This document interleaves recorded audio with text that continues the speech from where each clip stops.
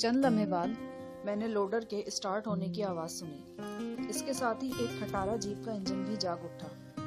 मैंने ज़रा कान लगाकर सुना तो कुछ फासले पर से शोरगुल उभरता महसूस हुआ, जैसे एक बड़ा हुजूम नाराज़नी कर रहा हो। सब इंस्पेक्टर की इत्तला दुरुस्त थी। कहीं पास ही मुश्तैल हिंदुओं का एक बड़ा ग्रुप हंगामा आराई में मसरूफ़ था।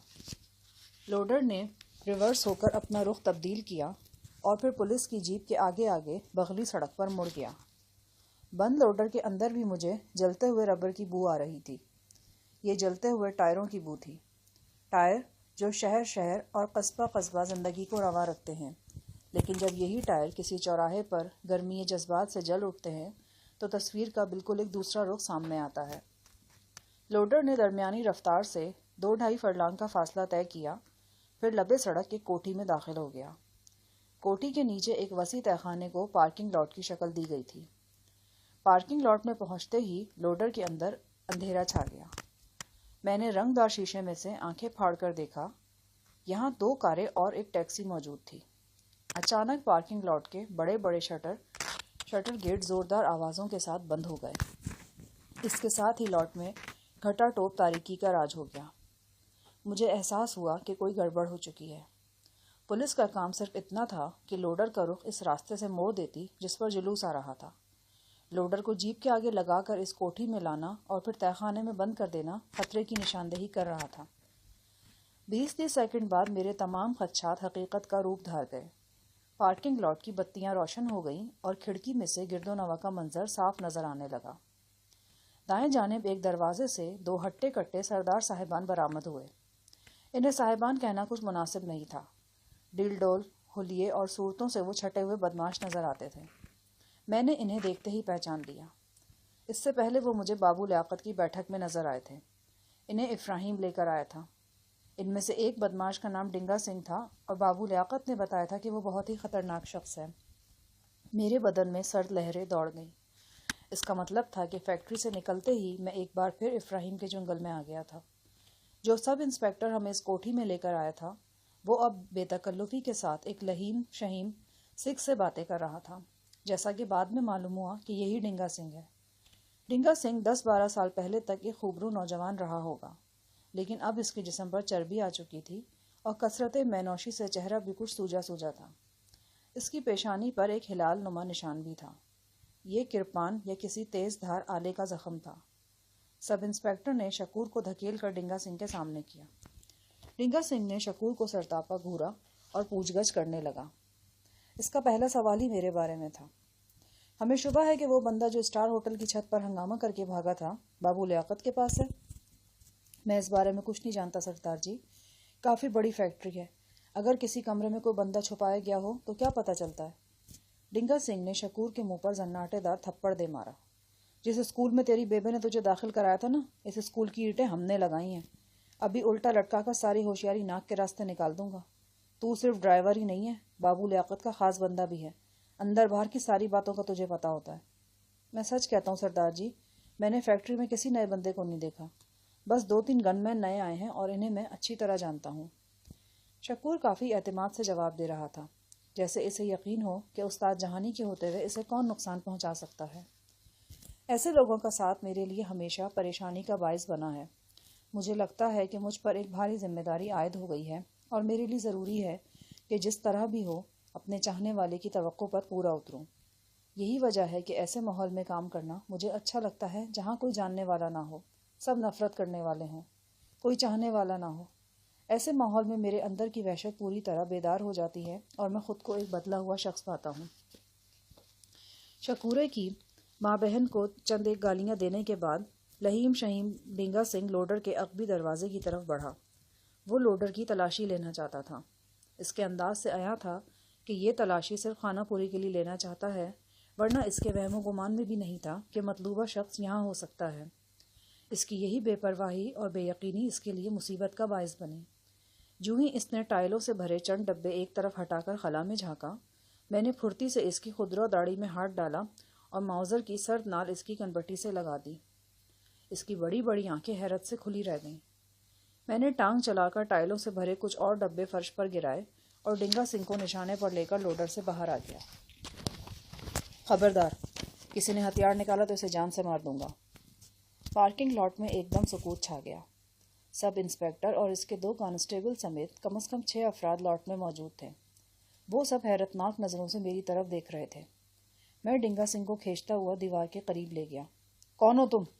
सब इंस्पेक्टर ने गरज कर पूछा। जिसकी तलाश में तुम कुत्तों की तरह मारे मारे फिर रहे हो। डिंगा सिंह की आंखें खुली हुई कुछ और खुल गईं। इसने मेरा चेहरा देखा और बोला, तुम उस्ताद जहानी हो?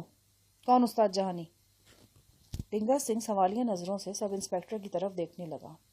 इन सब की आंखों में अजीब सा तासुर था। एकदम ही वो मुझसे मरूब नजर आने लगे।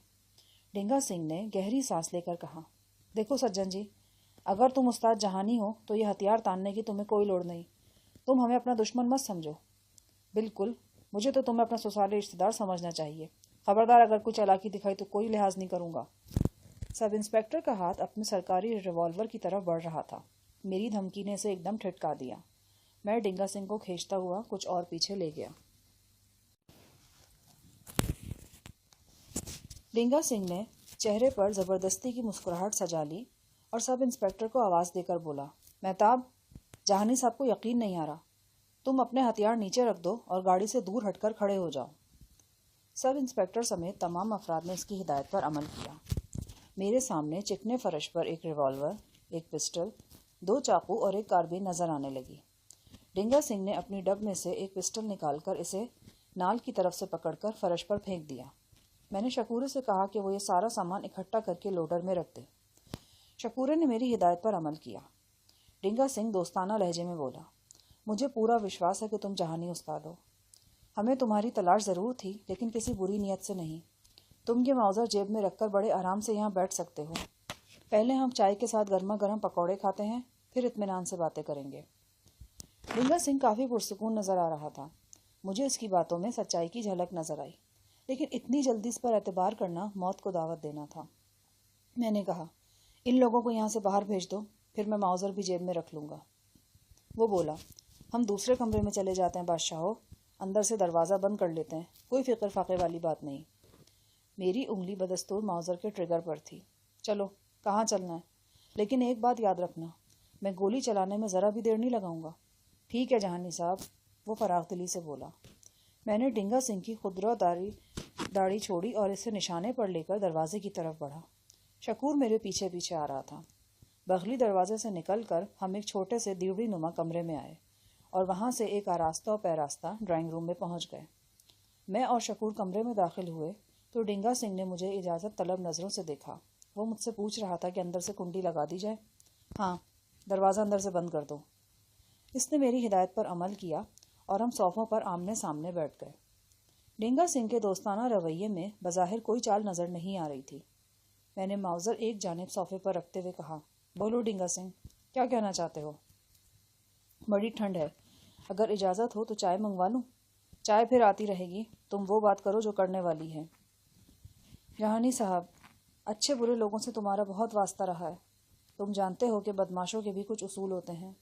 मैं तुमसे जो कुछ कह रहा हूँ वो बिल्कुल हक सच है और इसमें एक लफ्ज़ भी झूठ नहीं। ये बात 16 आने सही है कि 4-5 रोज़ पहले तक मैं और मेरे साथी तुम्हारी तलाश में थे। हम खुशाब के इस ऐनक वाले इफ्राहीम के लिए काम कर रहे थे। ऐनकू ने हमारे साथ 25,000 में मामला तय किया था। हमें एक पाकिस्तानी ट्रक और इसमें मौजूद 3 बंदों को ढूंढना था। ये ठेके का काम था। इस काम में हमें 2-3 हफ्ते लगते, 2 हफ्ते लगते, 3 हफ्ते लगते या एक दिन में काम हो जाता। हमें 25,000 रुपये मिलने थे, लेकिन फिर ना जाने कहाँ से, बम्बई से शंकर साहब इस मामले में कूद पड़े।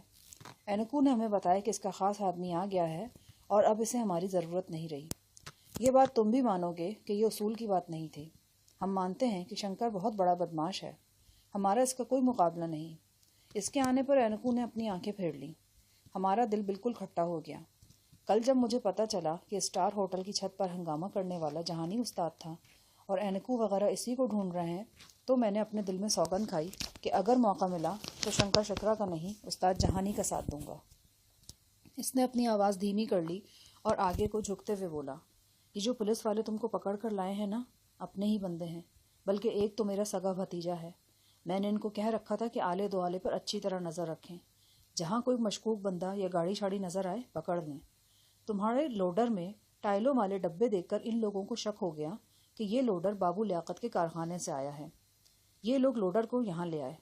بہرحال یہ بات تو ہمارے وہم و گمان میں بھی نہیں تھی کہ لوڈر کے اندر سے تم بقلم خود نکل آؤ گے۔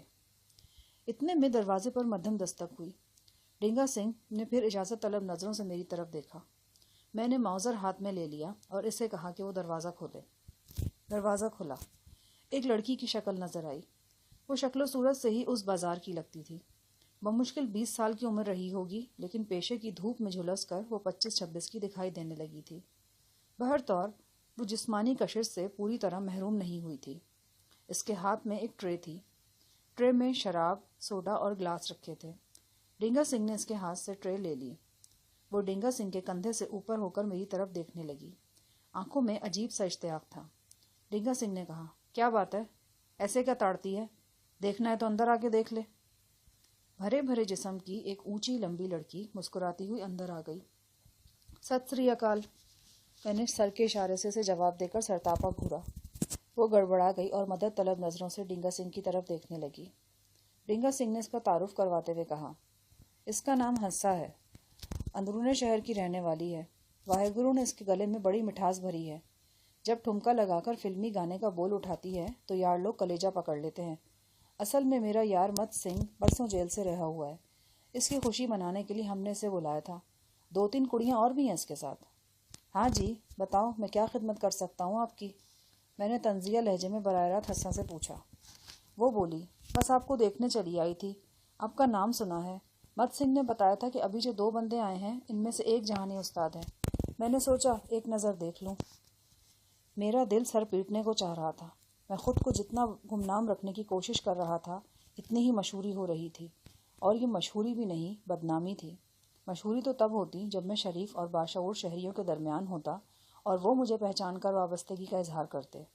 مجھے پہچاننے اور شناسائی کا اظہار کرنے والے تو معاشرے کے بگڑے تگڑے بدنام لوگ تھے۔ اپنی مجبوریوں کے تحت میں ایک عرصہ ان لوگوں کے درمیان رہ کر ابھی اجنبی تھا۔ میں نے جوا کھیلا، شراب پی، مار دھاڑ کی۔ اب وہ ماضی میرے گلے کا ہار بن رہا تھا۔ شکور جیسے آوارہ گردوں اور حسا جیسی طوائفوں نے بھی مجھے پہچاننا شروع کر دیا تھا۔ تصور میں یہ آواز گونجنے لگی، یہ تو وہی جگہ ہے جہاں سے ہم گزرے تھے۔ میں نے حسا کو ذرا دلچسپی سے دیکھتے ہوئے کہا، تم نے یہ کیسے سمجھ لیا کہ میں ہی استاد جہانی ہوں؟ ممکن ہے جہانی صاحب وہ ہوں جو سامنے بیٹھے ہیں۔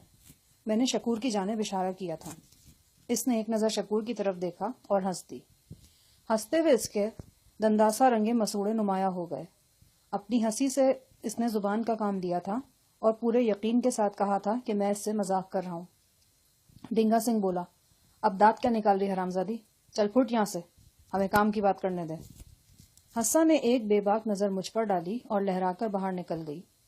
یہ عام بات ہے کہ پیشہ ور عورتیں تند مزاج اور غیر جذباتی ہوتی ہیں، لیکن یہ بات بھی دیکھی جاتی ہے کہ ان کا یہ رویہ عام تماش بینوں اور گاہکوں سے ہوتا ہے۔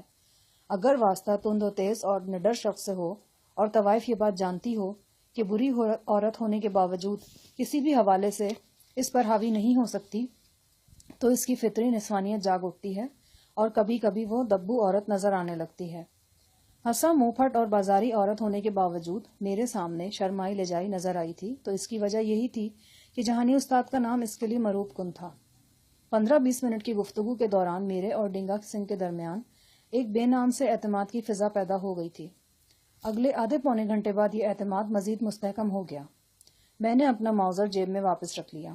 ڈینگا سنگھ نے اپنے ساتھیوں کو بھی ڈرائنگ روم میں بلا لیا۔ ان میں چوڑا چکلا مت سنگھ صورت سے ہی ایک خطرناک شخص نظر آتا تھا۔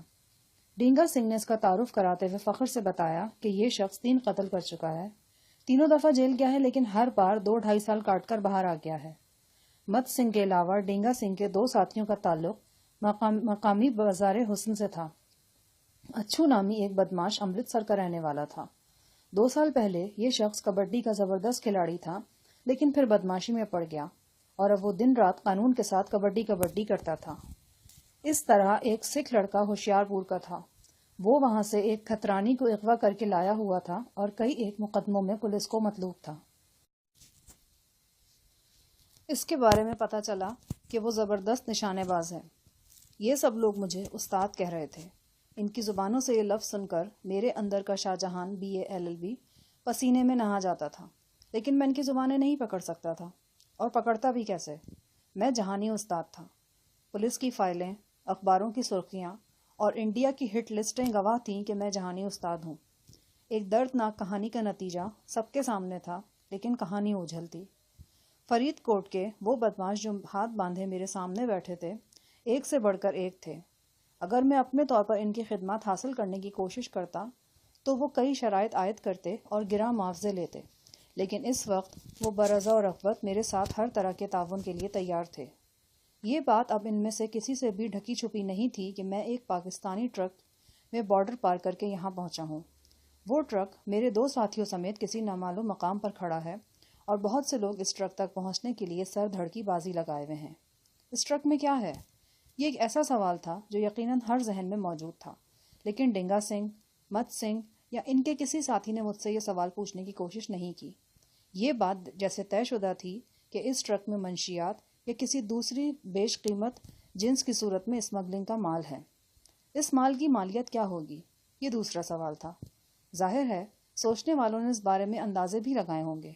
15-20 لاکھ سے لے کر 3-4 کروڑ تک کئی ہندسے ان لوگوں کے ذہن میں ہو سکتے تھے، لیکن اس سے زیادہ کی توقع کی جا سکتی تھی نہ کوئی سوچ سکتا تھا۔ میں نے ڈنگا سنگھ سے پوچھا، تم مجھ سے کس قسم کا تعاون چاہتے ہو؟ جہانی صاحب، تم ہمیں اپنا ہتھیار سمجھ لو، اور ہتھیار سے یہ نہیں پوچھا جاتا کہ وہ کیا کرے گا، بس اسے استعمال کیا جاتا ہے۔ میں نے کہا، اور کئی موقع ایسے بھی ہوتے ہیں کہ وہاں ہتھیار کی ضرورت نہیں ہوتی۔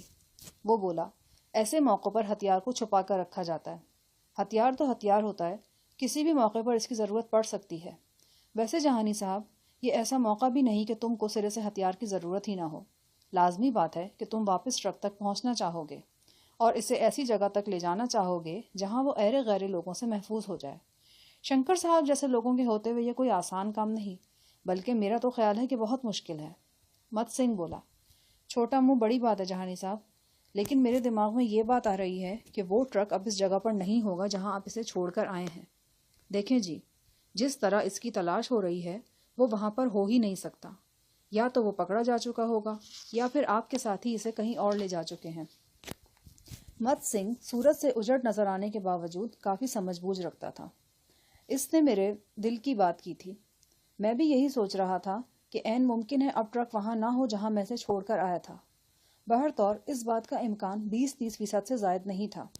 میں نے مت سنگھ کی باتوں میں دلچسپی لیتے ہوئے کہا، فرض کیا ٹرک وہاں سے نکل چکا ہے اور اسے تلاش کرنے کے لیے مجھے قابل اعتماد بندوں کی ضرورت پڑتی ہے، تو تم کتنے بندے مہیا کر سکتے ہو؟ مت سنگھ نے کہا، آپ کو یہ سب کچھ نہ کرنا پڑے، واحے گرو کرے، لیکن ایسا اگر ہوا تو ہم آپ کی سوچ سے بڑھ کر آپ کی مدد کریں گے۔ اب اس سور کے تخم افراہیم سے ہماری کھلی جنگ ہے۔ ڈنگا سنگھ نے کہا، جہانی صاحب، میں تو کہتا ہوں کہ یہ بھی واحے گرو کی کرپا ہی ہوئی کہ ہمیں اس کتے کے لیے آپ کے خلاف کام نہیں کرنا پڑا۔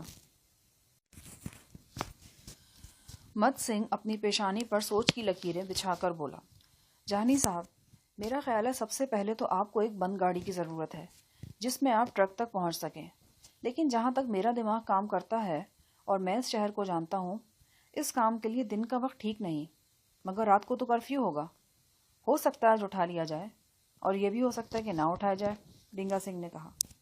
میں نے مت سنگھ سے مخاطب ہو کر کہا، میں تمہاری اس بات سے اتفاق کرتا ہوں کہ مجھے رات کے وقت نکلنا چاہیے اور اس کے لیے بند گاڑی استعمال کرنی چاہیے۔ بند گاڑی میرے پاس موجود ہے اور ڈرائیور بھی ہے۔ اگر آج رات کرفیو نہ ہوا تو میں 11 بجے کے قریب یہاں سے نکل جاؤں گا۔ اس کے بعد 2 صورتیں ہوں گی، ایک تو یہ کہ ٹرک مجھے مقررہ جگہ پر کھڑا مل جائے، اور دوسری یہ کہ نہ ملے۔ پہلی صورت میں تو میں تمہیں دوبارہ تکلیف نہیں دوں گا، لیکن دوسری صورت میں مجھے واپس یہاں آنا ہوگا۔ اس کے بعد ہم اپنا آئندہ کا پروگرام بنا لیں گے۔ جہانی صاحب، میں تھوڑی سی گستاخی کرنا چاہتا ہوں۔ میری رائے یہ ہے کہ پہلی صورت میں بھی آپ کو ہماری ضرورت پڑے گی۔ آپ شہر کے حالات سے پوری طرح واقف نہیں ہیں۔ یوں لگتا ہے کہ پورے فرید کوٹ میں شکاری پھیلے ہوئے ہیں۔ وہ ہر مشکوک شخص اور گاڑی کا پیچھا کر رہے ہیں۔ خاص طور پر ٹرک یا ٹرک نما گاڑیوں کی تو کمبختی آئی ہوئی ہے۔ میرے نزدیک آپ کا اس لوڈر پر نکلنا کسی طور بھی ٹھیک نہیں۔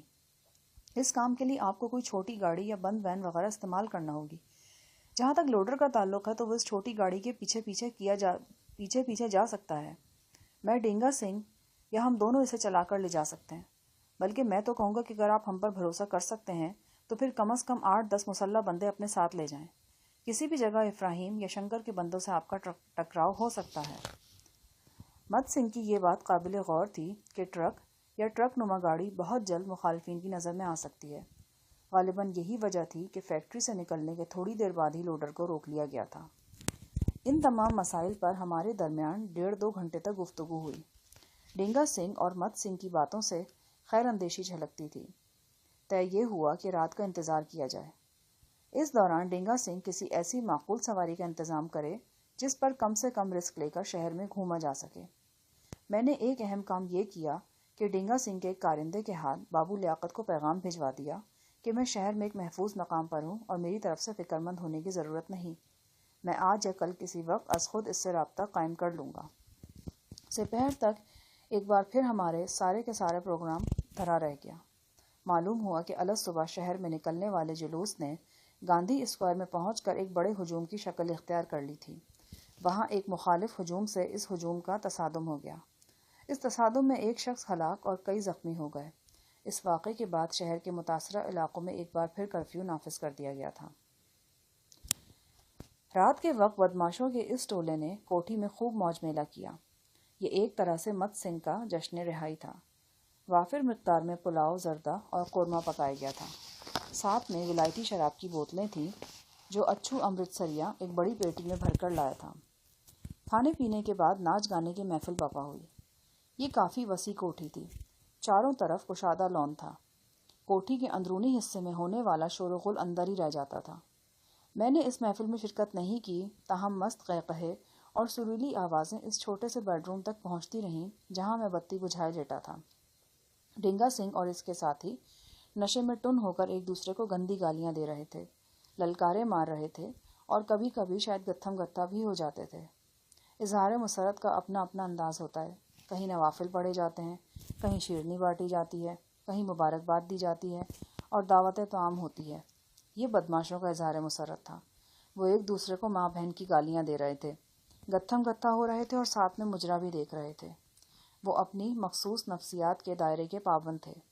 اس نفسیات میں خوشی اور غم دونوں کیفیات میں انتہا کو چھونے کی کوشش کی جاتی ہے۔ غم ہو تو اتنا کہ خودکشی کو جی چاہے یا کسی کو قتل کرنے کو، اور خوشی ہو تو اتنی کہ بندہ پاگل ہو جائے۔ رات 1 بجے کے قریب دروازے پر دستک ہوئی۔ میں نے جیب تھپ تھپا کر ماؤزر کی موجودگی کا اندازہ لگایا، پھر دروازہ کھول دیا۔ سامنے ڈینگا سنگھ کھڑا تھا۔ اس کی آنکھیں نشے میں سرخ تھیں لیکن لب و لہجہ قابو میں تھا۔ جہانی صاحب، یار تم نے کیا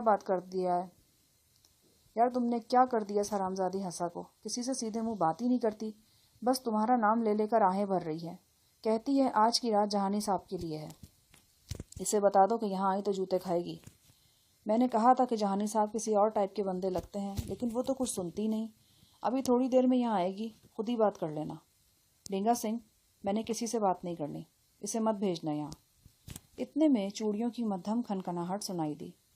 ڈینگا سنگھ لوفرانہ انداز میں مسکرا کر بولا، لو جہانی صاحب، آ گئی تمہاری میزبان۔ ہمارا تو مزہ ہی کرکرا ہو چکا ہے، واحے گرو تمہارے ہی کچھ سواد ہے۔ میرے کچھ کہنے سے پہلے وہ جھومتا ہوا کمرے سے باہر نکل گیا۔ چند لمحے بعد حسا چھم سے اندر آ گئی۔ اس کی آنکھوں میں ہلکا سا نشہ تیر رہا تھا اور وہ مسکرا رہی تھی۔ مسکراتے ہوئے اس کے مسوڑے نمایاں ہو جاتے تھے، لیکن ان مسوڑوں کے سبب اس کی مسکراہٹ بدنما ہونے کے بجائے دلکش دکھائی دیتی تھی۔ ممکن ہے وہ بہت کھل کر ہنستی ہو تو یہ دلکشی بدنمائی میں بدل جاتی ہو، فی الحال تو یہ مسکراہٹ جاذب نظر تھی۔ شاید اسی مسکراہٹ کے سبب اس کا نام حسا رکھا گیا تھا، یا پھر نام حسا ہونے کے سبب وہ اس دلنشین مسکراہٹ کی مالک بنی تھی۔ خوبصورتی کسی نہ کسی طور انسان پر اثر انداز ہوتی ہے، مجھ پر بھی ہوئی۔ میں جو سخت الفاظ حسا کے لیے استعمال کرنا چاہتا تھا وہ غیر محسوس طور پر نرم ہو گئے۔ کیا بات ہے؟ کیا لینے آئی ہو؟ تھوڑا سا وقت، اس نے اٹھلا کر کہا اور ایک ادا سے کمرے کی اکلوتی کرسی پر بیٹھ گئی۔ اس نے سجنے سنورنے میں کوئی کسر نہیں اٹھا رکھی تھی اور اپنی طرف سے سارے تباہ کن ہتھیار سے مسلح ہو کر وہ یہاں آئی تھی۔ دیکھو بھائی، میں اس قسم کا بندہ نہیں ہوں۔ جن لوگوں نے تمہیں یہاں بلایا ہے ان کے پاس جاؤ، میری نیند برباد مت کرو۔